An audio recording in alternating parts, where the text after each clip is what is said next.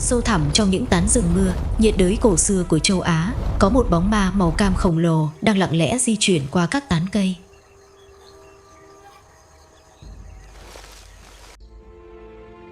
Chúng sở hữu trí tuệ vô cùng siêu việt, ánh mắt u buồn, mang đậm nét người và một lịch sử sinh tồn đầy những ẩn số.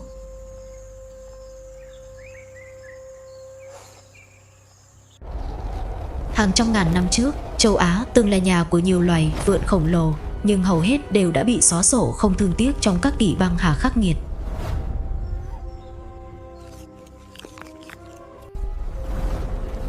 Câu hỏi lớn nhất khiến các nhà cổ sinh vật học đau đầu là tại sao loài linh trưởng to lớn này lại có thể sống sót qua hàng loạt thảm họa diệt vong, trong khi những người họ hàng khổng lồ của chúng thì không.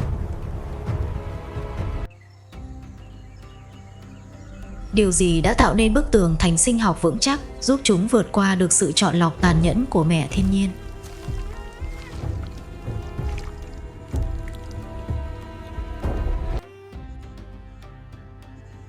Bí mật về cách sinh vật này sống sót qua đại tuyệt chủng sẽ được hé lộ ở cuối video. Nếu bạn đã sẵn sàng giải mã câu chuyện sinh tồn vĩ đại này, hãy nhấn đăng ký kênh và cùng chúng tôi bắt đầu ngay thôi. Xin chào mừng bạn đến với vương quốc trên cao của đười ươi, hay còn được gọi là orangutan, mang ý nghĩa là người rừng trong ngôn ngữ địa phương.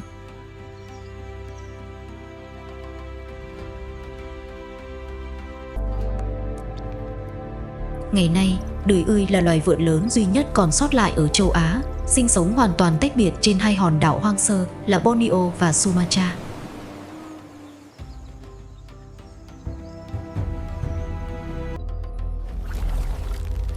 Chúng ta và đười ươi có một mối liên hệ tiến hóa sâu sắc, chia sẻ đến 97% cấu trúc DNA trong hệ gen.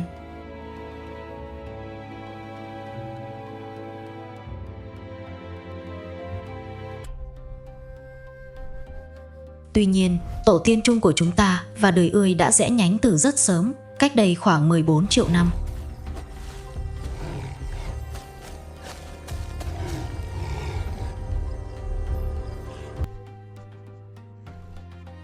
Dù không phải là tổ tiên trực tiếp của con người hiện đại, đười ươi lại là một mảnh ghép quan trọng để chúng ta hiểu về quá trình tiến hóa của các loài linh trưởng.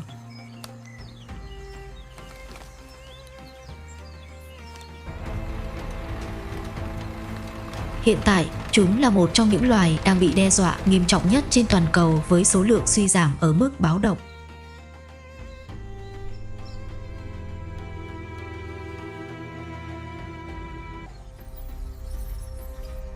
Ước tính chỉ còn khoảng hơn 100.000 cá thể đười ươi Borneo, chưa tới 15.000 cá thể ở Sumatra và vỏn vẹn 800 cá thể thuộc loài Tapanuli cực hiếm.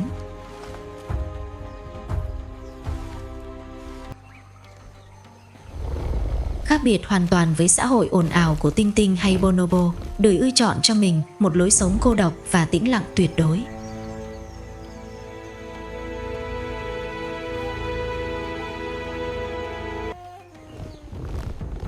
Những con đực trưởng thành khổng lồ có thể nặng tới 90 kg, sở hữu sải tay dài đến 2,5 mét.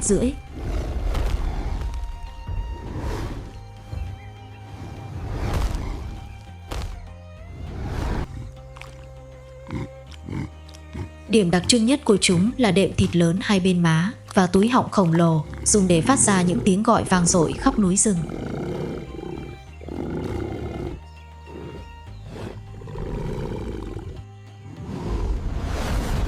Tiếng hú trầm hùng này có thể vang xa tới 3 km, là bản tình ca hoang dã dùng để khẳng định lãnh thổ và thu hút con cái.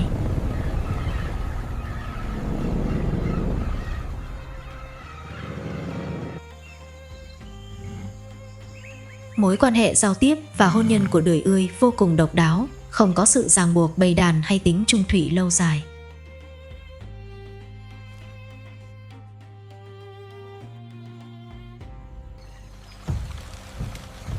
Sau những cuộc giao phối chớp nhoáng, con đực sẽ lập tức rời đi, để lại toàn bộ trách nhiệm nuôi dạy con cái cho những người mẹ đơn thân vĩ đại.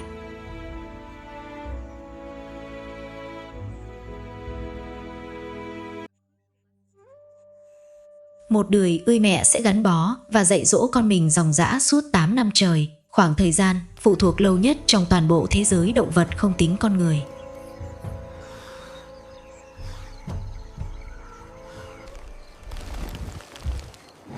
Hãy thử đặt mình vào lăng kính của một sinh vật dành 90% cuộc đời lơ lửng cách mặt đất hàng chục mét.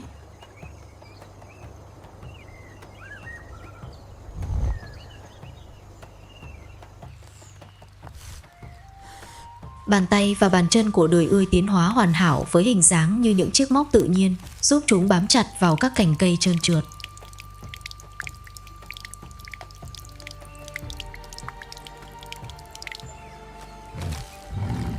Cuộc sống trên cao không chỉ mang lại nguồn thức ăn phong phú từ trái cây, lá non và vỏ cây, mà còn là một pháo đài an toàn tuyệt đối.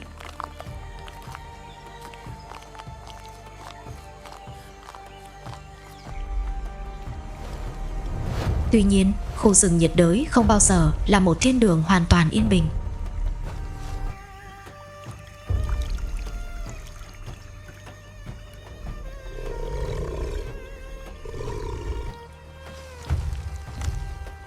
Một buổi chiều chạng vạng tại Sumatra, một đười ươi mẹ đang cõng đứa con nhỏ trên lưng di chuyển tìm chỗ ngủ.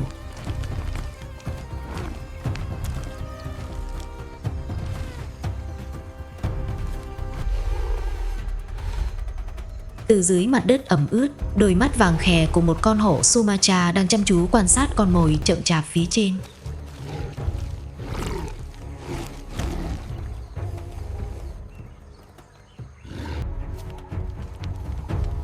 Con ác thú âm thầm leo lên những cành cây thấp, tận dụng sự che khuất của bóng tối để rút ngắn khoảng cách tử thần.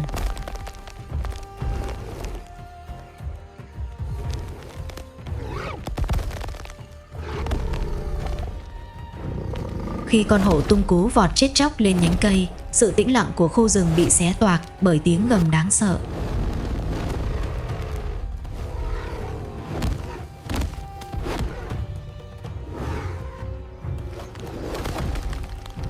Trong khoảnh khắc sinh tử ngàn cân treo sợi tóc, đười ươi mẹ vung cánh tay dài, mạnh mẽ của mình đu sang một cành cây mỏng manh ở phía xa.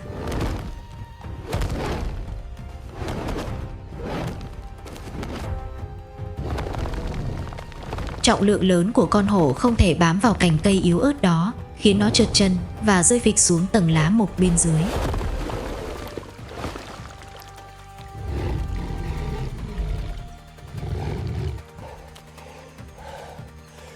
Sự nhạy bén và khả năng thấu hiểu kiến trúc của các tán cây đã cứu mạng hai mẹ con đười ươi khỏi nanh vuốt của thú săn mồi hoang dã.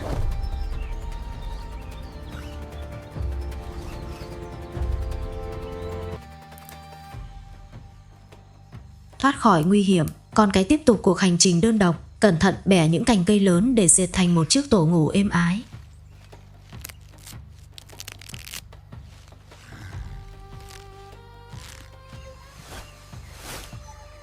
Mỗi đêm, đười ươi đều xây một chiếc tổ mới, một minh chứng cho trí thông minh không gian và khả năng chế tác tuyệt vời.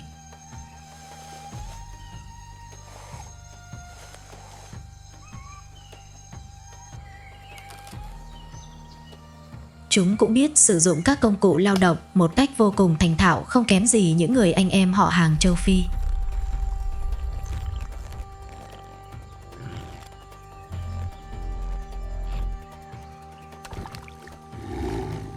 Đười ươi biết dùng những cành cây dài để đo độ sâu của đầm lầy trước khi lội qua, hoặc vớt những con côn trùng ngon lành từ trong lỗ hẹp.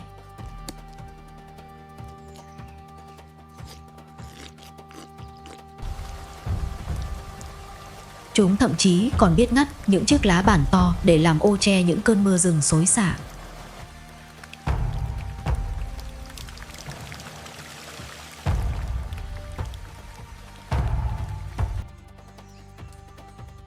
Trí thông minh này được truyền từ thế hệ này sang thế hệ khác thông qua quá trình học hỏi kiên nhẫn.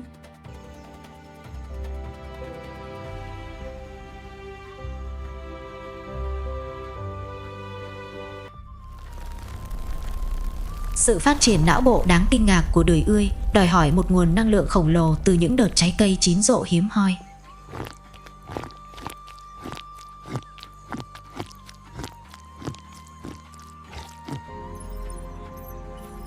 Chúng ghi nhớ chính xác bản đồ hàng ngàn cây ăn quả trong khu rừng rộng lớn và biết khi nào thì mùa màng sẽ tới.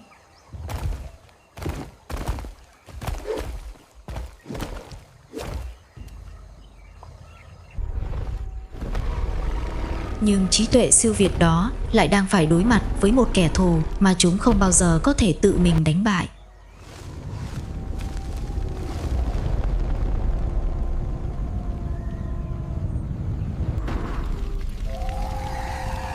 Khói bốc lên mịt mù từ phía chân trời xa, mang theo mùi khét lẹt của gỗ cháy và sự hủy diệt tàn nhẫn.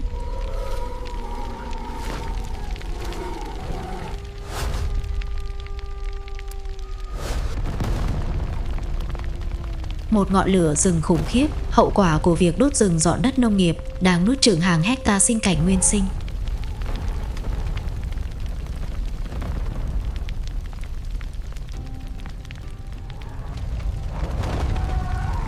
Lửa bốc cao lên tận các tán cây, biến pháo đài an toàn của đười ươi thành một cái bẫy rực lửa khổng lồ.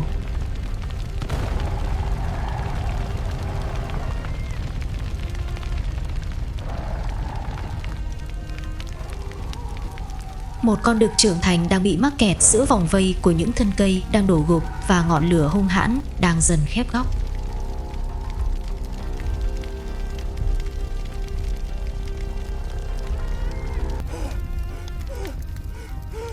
Khói đặc quánh khiến nó ho sặc sụa, đôi mắt cay xè mở đi trong nỗi hoảng loạn tột độ khi thảm họa ập tới.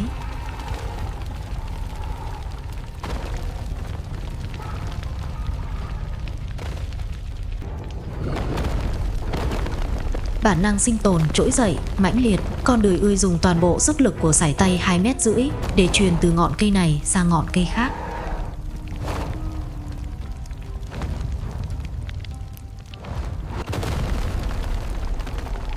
Nó phải đu qua những khoảng không nguy hiểm khi các cành cây đang bốc cháy rừng rực và gãy gộc ngay dưới sức nặng của mình.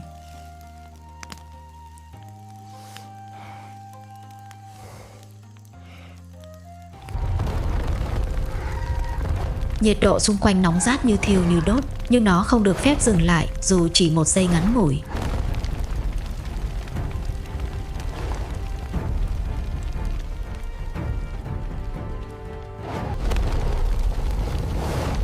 Bằng một cú nhảy phi thường cuối cùng, nó thoát ra khỏi rìa của đám cháy, rơi xuống một vùng đầm lầy cạn nước và may mắn sống sót.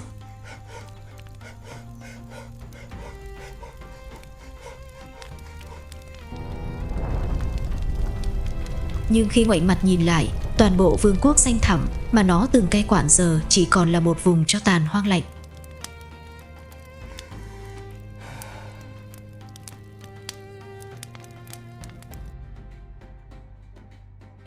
Đây chính là bi kịch chân thực và tàn khốc nhất mà loài người rừng đang phải đối mặt từng ngày từng giờ.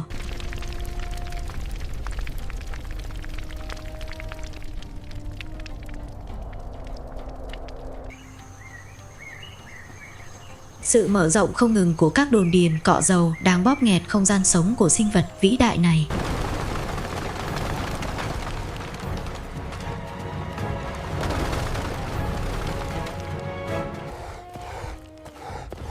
Từ chỗ là những chúa tể tự do của rừng mưa, chúng trở thành những nạn nhân đáng thương phải đi lang thang tìm kiếm thức ăn trong tuyệt vọng.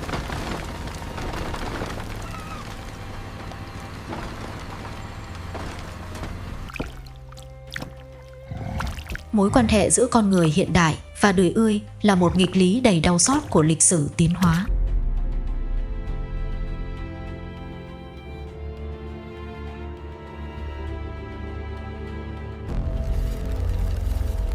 Chúng ta chia sẻ cội nguồn, chia sẻ sự sống trên cùng một hành tinh, nhưng lại chính là tác nhân đẩy chúng đến bờ vực của sự tận diệt.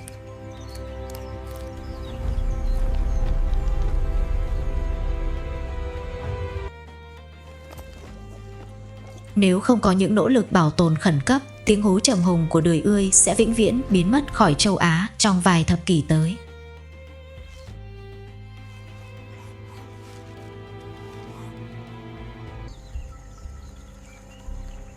Sinh vật này không chỉ là một loài động vật hoang dã thông thường, mà là một nhân chứng sống cho sự kỳ diệu của tự nhiên.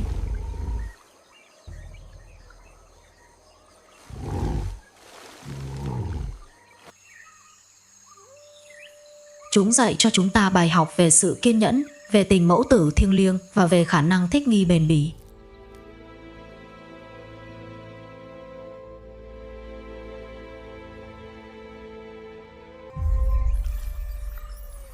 Và chính sự thích nghi bền bỉ đó cũng dẫn chúng ta đến với câu trả lời cho bí ẩn lớn nhất về loài đời ươi.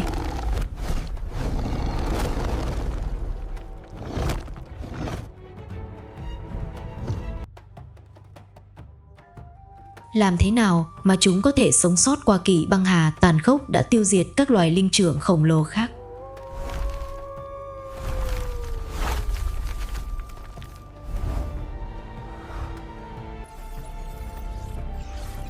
Bí mật về sự sinh tồn vĩ đại này nằm ở khả năng hạ thấp nhu cầu trao đổi chất đến mức tối thiểu một cách đáng kinh ngạc.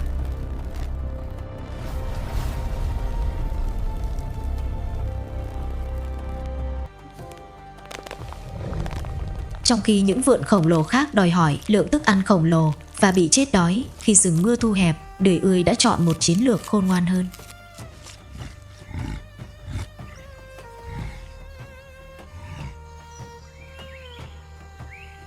Cơ thể của đời ươi tiến hóa để có thể tồn tại bằng rất ít calo trong những khoảng thời gian khan hiếm thức ăn kéo dài.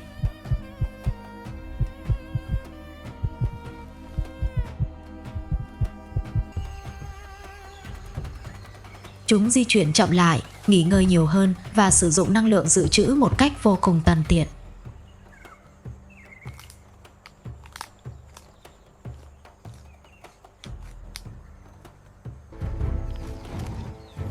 Hơn nữa, thay vì bám trụ dưới mặt đất cạnh tranh với các loài khác, chúng leo lên cao, biến toàn bộ tán cây thành kho lương thực độc quyền.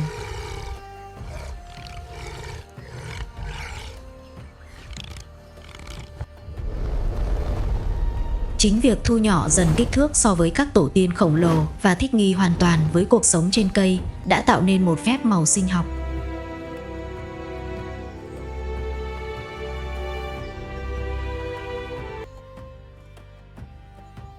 Chúng không phải là kẻ mạnh nhất, cũng không phải là kẻ to lớn nhất, mà là sinh vật biết cách nương tựa vào tự nhiên một cách hài hòa nhất.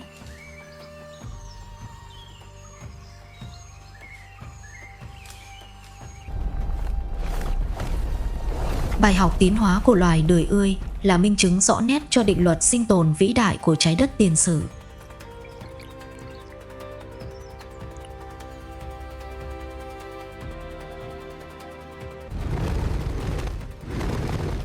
Rằng đôi khi, chìa khóa để vượt qua những cuộc đại tuyệt chủng không nằm ở sự thống trị tàn bạo, mà nằm ở sự khiêm nhường và linh hoạt.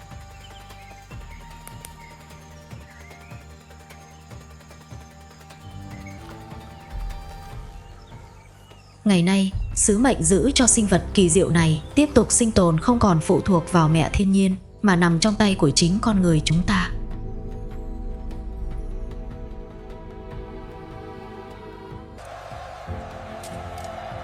Chúng ta nắm giữ quyền năng để phá hủy, nhưng cũng mang trong mình trí tuệ và lòng trắc ẩn đủ lớn để bảo vệ.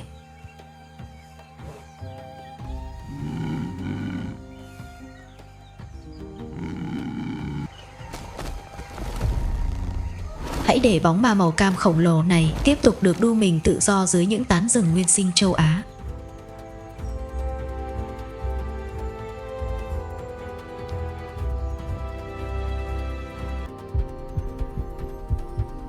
Bởi vì việc cứu lấy loài người rừng cũng chính là giữ lại một phần ký ức tiến hóa quý giá nhất của nhân loại. Xin cảm ơn các bạn đã cùng đồng hành trong chuyến thám hiểm đầy cảm xúc về sinh vật kiệt xuất của rừng mưa nhiệt đới này. Hãy tiếp tục chung tay lan tỏa thông điệp bảo vệ thiên nhiên để những di sản của trái đất sống mãi với thời gian. Cảm ơn bạn đã xem hết video. Hãy bấm like, chia sẻ và đăng ký kênh để được đón xem video tiếp theo nhé. Video tiếp theo bạn muốn xem nội dung gì hãy để lại bình luận bên dưới.